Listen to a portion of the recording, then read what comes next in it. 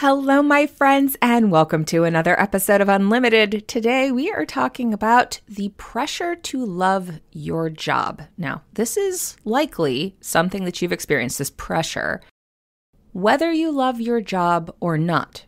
It's part of one of the stories that we get a lot. Some of the common quotes that you may have heard related to it are, "Choose a job you love and you will never have to work a day in your life," is probably the most well-known. The quote attributed to Confucius. However, when I looked it up in the quote investigator, there's some very interesting information that I think is fairly reflective of a lot of what we're going to be talking about in this episode in terms of where it actually generated, when it actually generated, and what Confucius might have actually been saying that it was then tied to him.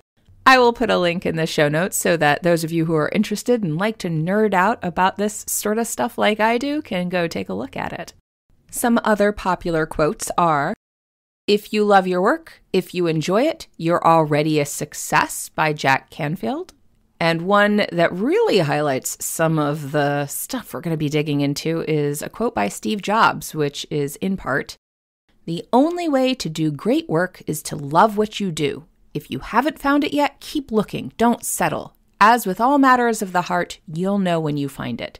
This one in particular, while it may not be one that you've heard, has a lot of ties in with the general sense of what we're talking about. There's this feeling that if you don't love your job, you are settling. You are not allowing yourself the fullness of life's experience. And that you should just know what you're going to love. It plays in with those stories that we often get of like, what do you do? What do you want to be when you grow up? All of these things that emphasize work as the defining factor of our lives. And then, of course, that the only way to do great work is to love what you do, as though not only are you settling if you don't love what you do, but if you don't love what you do, you are invariably not doing good enough work to be truly successful. This plays into that idea of why we call it quiet quitting when people are setting boundaries to their work is if you love your job, you won't need to set boundaries because it's not really work. You just want to do it. So if you're setting boundaries, then you must not love your job. That equivalency of saying those two things are mutually exclusive, like you can't love your job and set boundaries, is a huge problem. And it's one of the reasons why we're talking about this and this feeling of pressure, because ultimately what this is doing is it's framing the idea of work and your relationship to work in a way that intentionally obscures the reality of work. You can love your job and it's still work. You can do work that you don't love and still do a good job at it. So what is the purpose of this story? What are we fueling with this story? Part of it is that we're feeding into the narrative that hard work will always lead to success. That is a standard narrative that obscures the fact that a lot of people work very hard and don't experience financial success. And it obscures the fact that work is still work. It still takes energy no matter how much you love it. Ultimately, the story is designed to keep you from setting boundaries and instead buy into your own exploitation, which has other tendrils into other things, which we are going to dig into in this episode.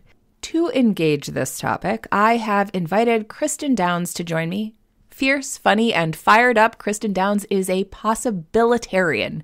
Also, an executive coach, a theatrical thinker, a producer, and a lot of formers. Stage manager, production manager, operations manager, general manager, director, continuing adult corporate education professional, a multi-career pivoter who has worked more than 40 plus jobs and led more teams in 2 decades than most people will in their entire lives. Cristin is the founder of Your Notable Life, where she helps compassionate leaders get a seat at the table or build their own. A tireless advocate for work separated from our inherent worth and identity, Cristin specializes in voice, values, vision, and visibility.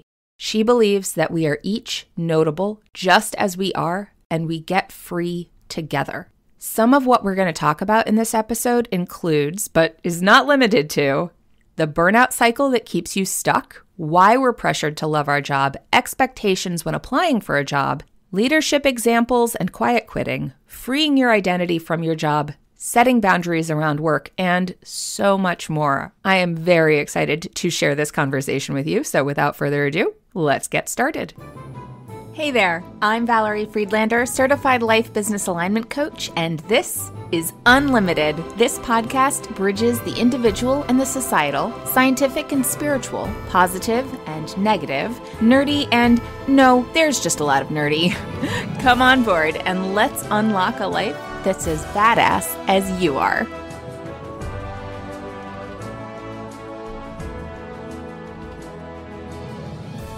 Welcome, Cristin. I am so excited to have you on Unlimited. Thank you so much for having me. I'm so excited to be here.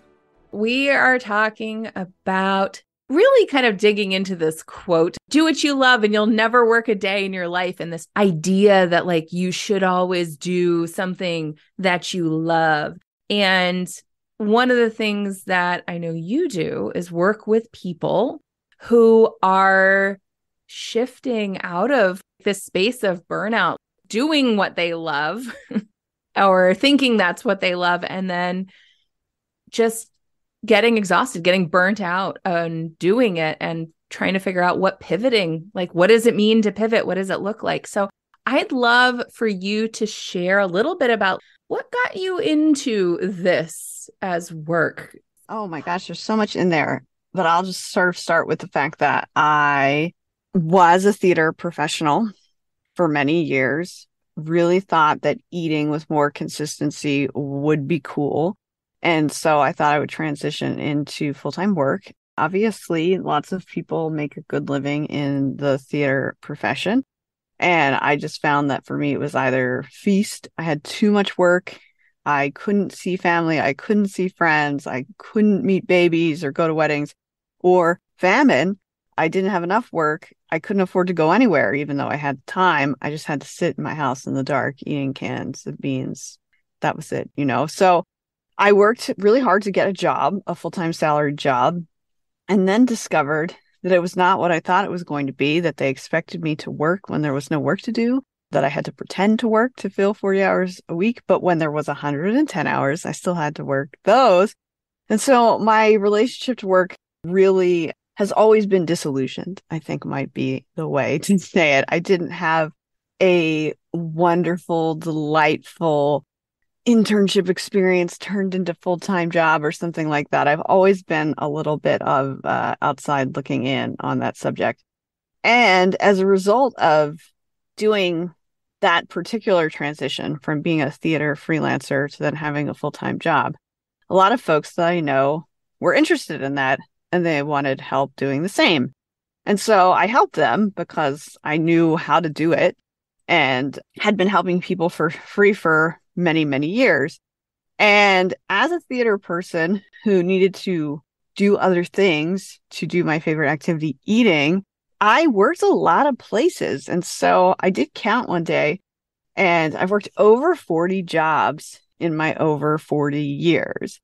And I've worked across industries. I've worked in healthcare, insurance, architectural lighting, theater, theme parks, higher education. I've been a substitute teacher, all sorts of things. I'm very bad with toilets. I always like to let people know that. That is outside my area of expertise. But most other things I'm fairly good at. And so because I've worked across so many industries, I can really see the patterns of how people work and how they approach work and how they think about work. And that has served me very, very well in my life. And I also think that theater people generally are good at distillation of what is in front of them and what does it mean and how to extrapolate, the difference between theater history and us doing this play now and all that kind of stuff, which just translates well into work, I think. And so I had started when the pandemic first happened, helping people pivot out of their industries that had been basically decimated by the pandemic. They could no longer do at all what it was that they did. And I did all of that for free. I myself was laid off from my university job that I had worked very hard to get into higher ed, only to discover that that field had also been decimated, in my opinion, by late stage capitalism. And so doing the work for free, doing the work for free, doing the work for free for over 10 years. And then when the Great Resignation started, someone asked me if I would help them change jobs. And they had not gotten laid off, but they felt really abused by their workplace. And so I worked with them and they paid me and they got a great job and they got a huge raise. And so they told other people. And then other people wanted to pay me to do the same thing. Now, I had long wanted my own business, and here people were trying to pay me to do this thing. And you and I, Valerie, talked about this, which was, should I do this thing? I don't know, because I didn't love it, right? And so there comes the rub. I don't like work. I don't like workplaces. I don't like that this is my specialty, that I understand this on such a deep level. But in fact, I do. And I'm very good at it. And I like people and I like helping them. And I like aspects of the work. And people are in desperate need of the assistance. And so I really had to wrap my head around, why do I want to do this?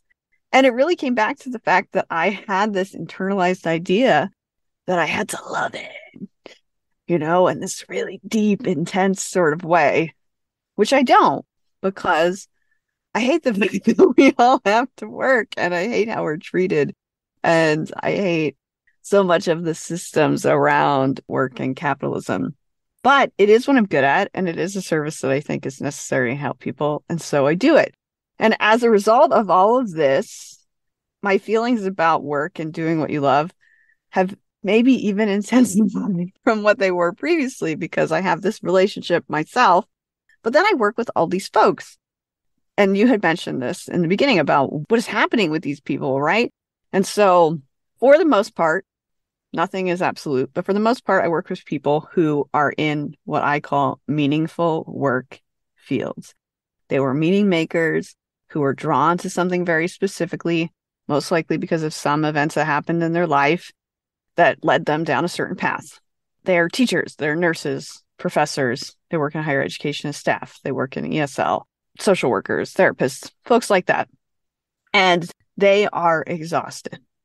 And they're very, very confused about what to do. They can see that though they are excellent at the work, it doesn't let them live the kind of life that they desire. They don't get paid very well. They don't get any vacation. They don't get weekends. They work 100 hours a week, just till 9 a.m. to 11 p.m. every day. They don't get respected. They're treated very badly. And oftentimes they're treated very badly, not just by the people that they help, but also by the people that they work for and with. And so there's a lot of toxicity, a lot of abuse, a lot of trauma, I would say. I often recommend folks to have therapists also when they work with me, because that is not what I do. And they need that kind of support at the same time. And so people are really, really broken by this idea that they have to love their jobs. They're supposed to love their jobs. And if they do love their job, that work, then they're winning and they should be thankful. When at the same time, nothing about their life is good. Everything feels awful, but they're supposed to like that and they don't. So what does that say about them? What does it mean about them? Who are they really? And so all these really complex issues all tied up in to the work.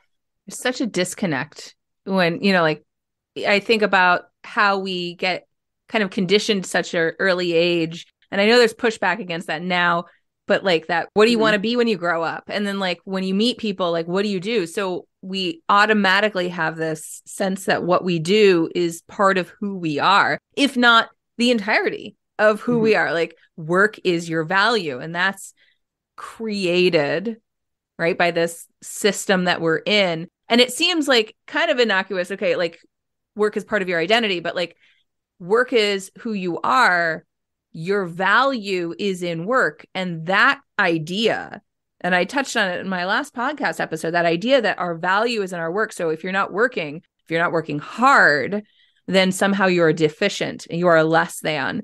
And I see, and I imagine you see, a lot of this guilt in not working hard enough or not appreciating having work and wanting to leave something that's so purpose driven, or this idea that I don't love what I do, so I should get a different job. Like, this is an okay job, but my dream is to do something that I'm passionate about.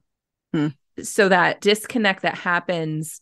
And one of the things that you and I have talked about, and part of what I wanted to look at with you, is there's the real right now impact of shifting your identity and understanding your value differently and all of those things. But there's also a reason why we're pressured to love our job.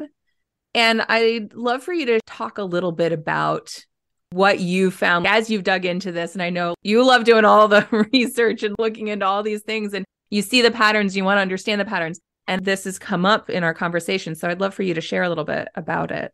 Absolutely. And I think that there's sort of two historical points that I want to bring up that relate to what you previously mentioned. One is, of course, the question you just asked me, which is, where did this come from? Where did this, do what you love and you'll never work a day in your life come from? And it really came from the neoliberalism movement and the change worldwide to take worker power away and to abolish unions, and this move away from factory jobs, where those factories have moved to places where people are horribly exploited, right? And their governments are comfortable with that level of exploitation so they can get that level of funding.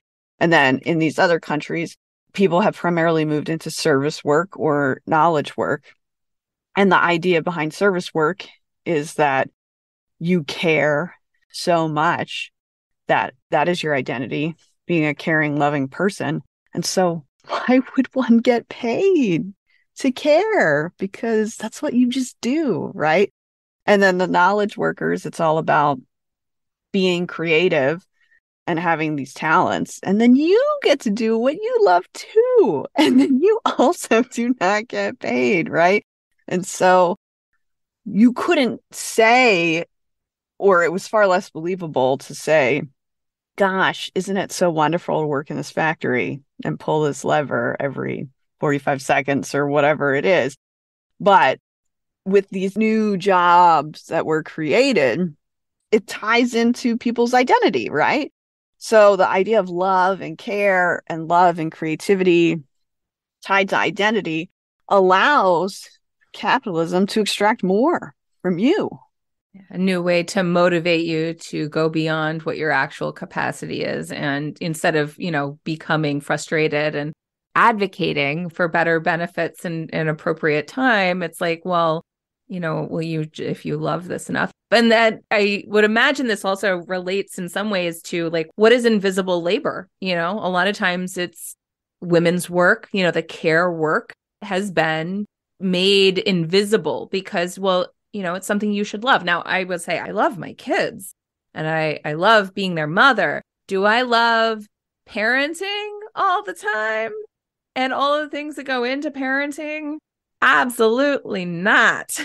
That is work too, and it's definitely not paid. But that was also purposefully engineered, right? When capitalism started to take hold and the idea of labor and bodies and more bodies became very important, they needed more bodies. Who creates the bodies? It's us. We make the babies. And so the move to domestication of women very much is tied to capitalism.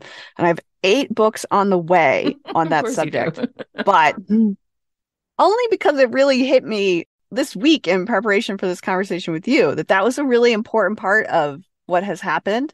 And it's also, I think, a really important part of why we are having this conversation, because I do have clients who identify as men, absolutely.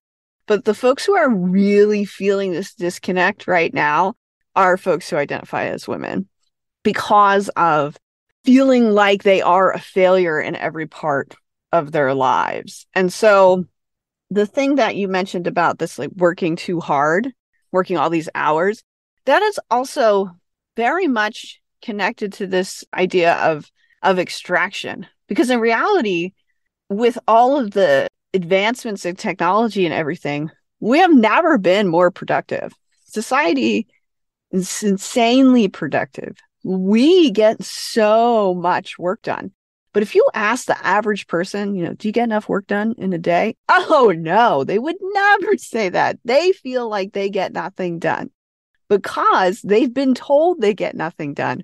When in reality, when we look at the data, people are getting so much work done. But what has happened in capitalism is all of that productivity benefits the capitalists and the workers don't make any money. I also think that there's been a really big shift in how people think about their work. So people who are care or creative workers don't identify themselves as labor. They feel like they're different, which is a huge part of why the whole thing works the way it does. You and I have talked about this in other conversations, but about it being systemic, right? And so people think it's an individual problem. When I talk to teachers or professors or nurses, they think something's wrong with them, that this isn't working. And I always have to say, you're the fourth professor I talked to today, or I've got 10 teacher clients right now. You are not the only person who feels this way. It's not just you. It's a systemic issue. Yeah, that comes up a lot with the people that I work with as well. It's like this idea that this is me. This is a me problem, something I need to fix, something that's wrong with me. And it's like, no, actually, this is pretty normal when we're functioning in this society and the spaces that we're functioning and trying to figure things out. And it comes up with a lot of entrepreneurs too. They're like, I left my corporate job to create something different, to create something that I love. I got sold on this idea that like, well, you should love your job. And so I want to create a job that I love, that I feel passionate about and purposeful in. And there's this idea that we're sold that if you're doing what you love, it'll somehow be easy or fun. And it's like, no, it's still hard work. You're still putting energy into what you're doing. It's not like suddenly you're getting returned energy to the level that we need to have that returned, whether it is actual energy or whether it is monetary energy. And so we're sold on this idea, and people come and they're like, I must be doing something wrong. Like the people that I hired to tell me how to do this make it sound like it should be easy, and it's not working for me. And there's a lot of stuff in there too. But in this idea that when we leave a space, if we haven't unpacked the reason, the dynamics, the patterns that were not healthy for us in that space, we're naturally going to carry those in because they're assumed, they're internalized, they're part of the way we think we're supposed to do stuff. And it's one of the reasons I'm always asking, like, what's enough? Are you defining enough? Or are you just functioning off of the sense that it's not enough? Because in which case, it will be a black hole of enough. You will never put enough in. And so that's one of the reasons why I wanted to talk about, like, what are the roots of this? Like, what is the background of this? Because I want people to understand that it's not just them, and it's not just us saying it's not just them. There's a reason why it's like this. No, and I think that what does all of this do to you? And I do want to come back to the patterns of the work. I want to come back to that because that's so good. But what happens when you're exhausted? Well, you order out. What happens when you have a bad day at work? You do some retail therapy, right? So people are stuck in these cycles of doing too much and not having any space, so that they then have to purchase their way out of how they feel, right? And so I feel like the whole structure is set up to keep capitalism functioning, because eventually, how many sweaters do you need, right? How many pairs of sneakers do you need? You don't really need that many, but if you get that dopamine hit, Go buy your Starbucks. exactly, because you don't have time to make coffee in the morning. I've had many a friend or employee or colleague who have used retail therapy, get yelled at so many times in a day, buy yourself a new purse. A lot of people do it. And I will say it's an understandable thing to do when you're trying to soothe what is really like the hurt that you're experiencing. just to throw that out there. Yes. But we also want to be like, there's a reason why this is a cycle. Yeah. And there's a reason why it's systemic, right? They want you to be sad so that you go and soothe, right? Then what happens? Well, then you end up with too much credit card debt. And then you got to keep working this terrible job because you don't have any flexibility, right? And so it's all about the fact that you just don't have enough space. You don't have enough space to live a life that makes sense. So you end up spending too much. Then you don't have enough space to be able to step back. One of the things I think is really sad is the number of times that people come to me when they're at medical leave. Things have gone so terribly that they have had to leave work under doctor advisement because of how awful things have gotten. And I just wish that we didn't have to get to that point. And a lot of it is tied up into this idea you brought up earlier about we have these patterns in how we approach work. And if you don't unpack those patterns, you will have them everywhere. And everyone has them. So you have them whether you're doing purpose-driven work that is meaningful. You have them if you don't do purpose-driven work and you're plagued by the idea that you should be. You have them if you try to start your own business, and you have them if you are successfully running a business and you have these other employees, which is just these expected behaviors around loving your job. It almost all comes back to this. So if you have a job and you don't love it, you feel like something's wrong with you because you're supposed to love it. If you started your own business and you don't love it, you think something's wrong with you because you don't love it. Or if you do love it and it's still really hard, that feels wrong.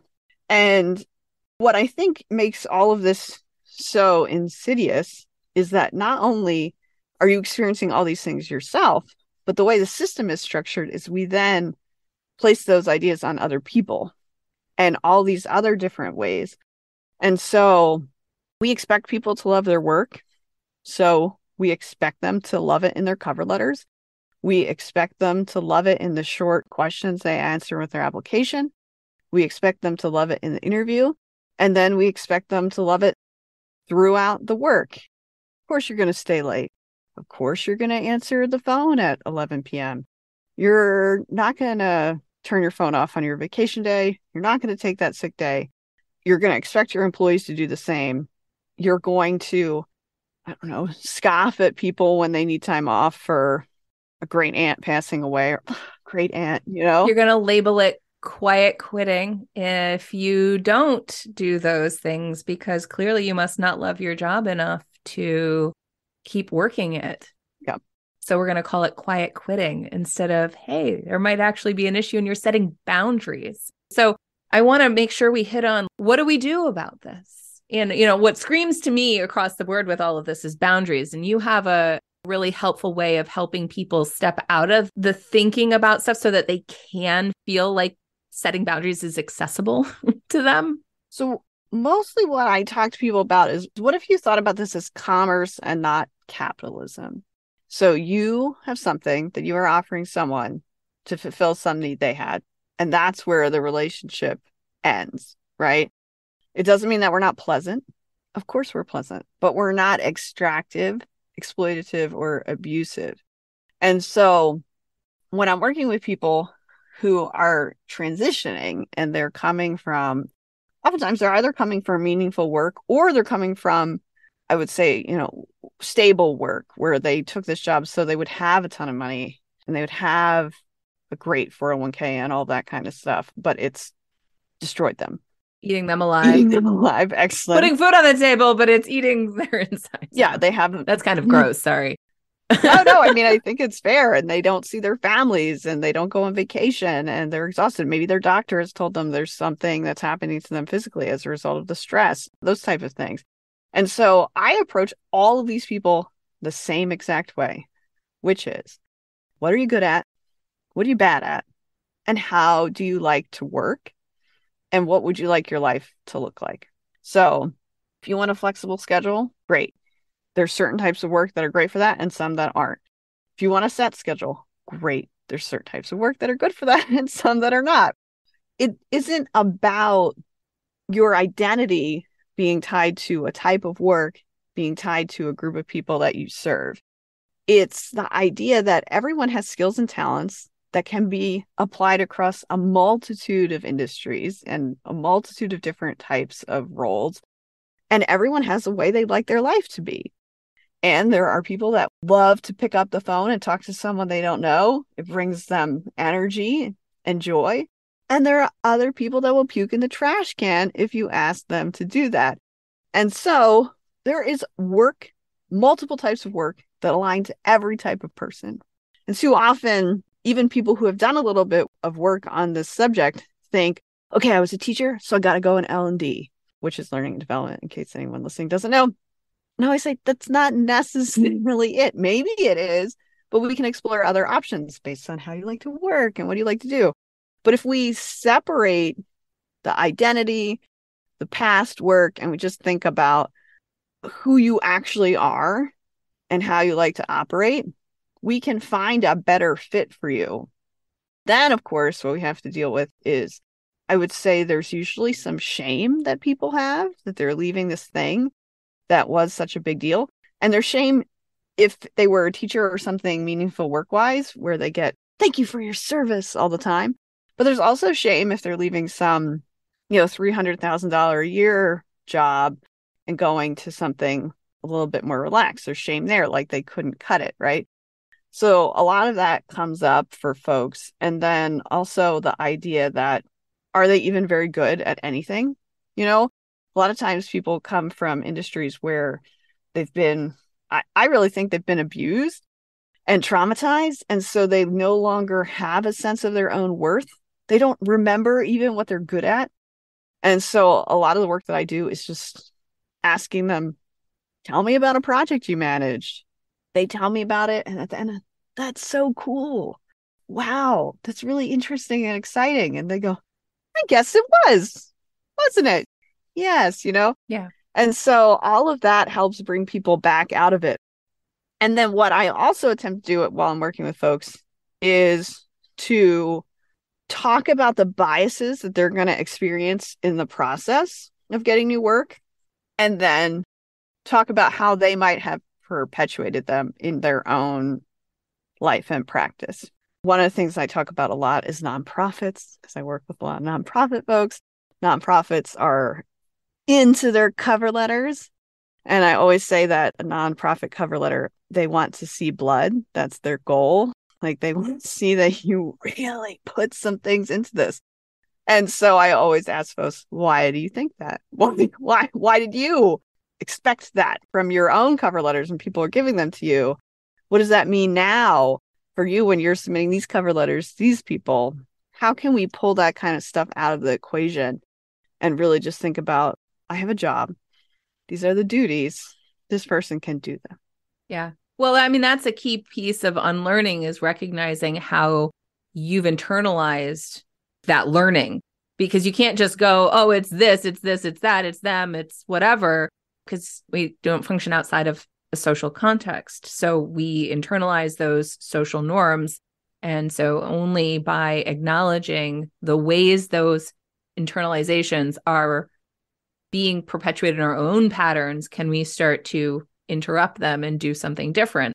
And I love what you're saying about that, separating the, essentially, like, we function in a capitalist society, our economy is that, and we're not going to change that by ourselves. But if we can recognize separating capital from our worth, our ability to make money, the money that we have, separated from who we are and our value, and actually look at, well, what are our true values? And I see this like with entrepreneurs that I work with, like, what are your values and how are you articulating those chosen values, not just the ones that you've internalized, but like the chosen values in the way that you show up for your employees, for your clients, and making sure that we recognize that work is still work wherever it is, that we're not making it invisible by the expectations that we have around that. Mm-hmm.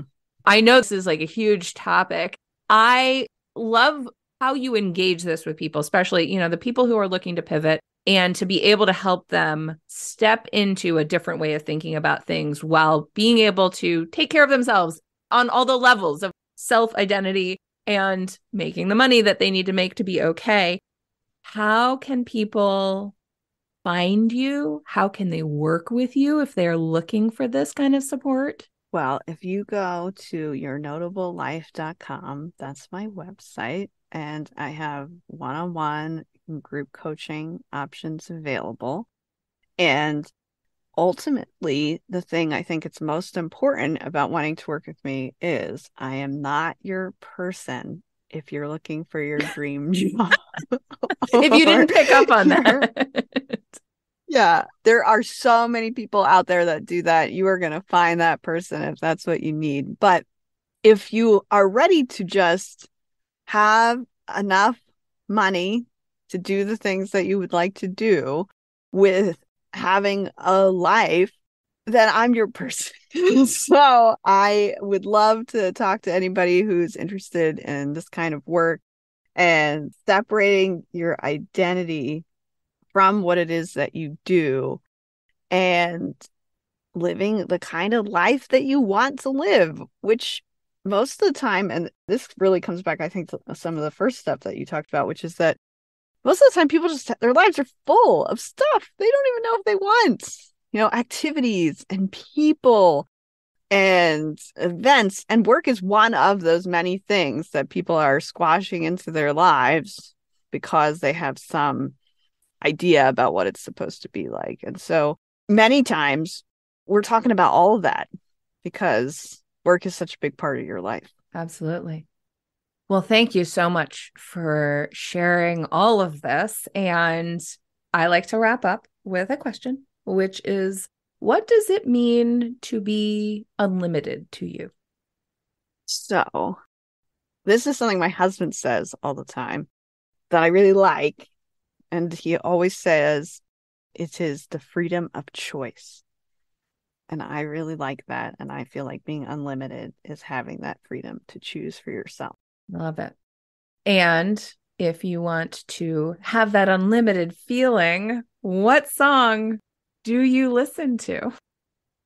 Okay, so I'm going to go with, for this one, oh my gosh. Okay, well, Pink has a new album, so I have to listen to that to see. But since I haven't listened to it yet, 'cause it's not out for another couple of days, we are going to go with Macklemore and Ryan Lewis, Can't Hold It. Okay. That will be added to the Unlimited playlist, which everybody should check out because it's fabulous. I can't wait. And thank you so much, Cristin, for joining me. I really appreciate it. Thank you so much for having me. I hope you have a great day.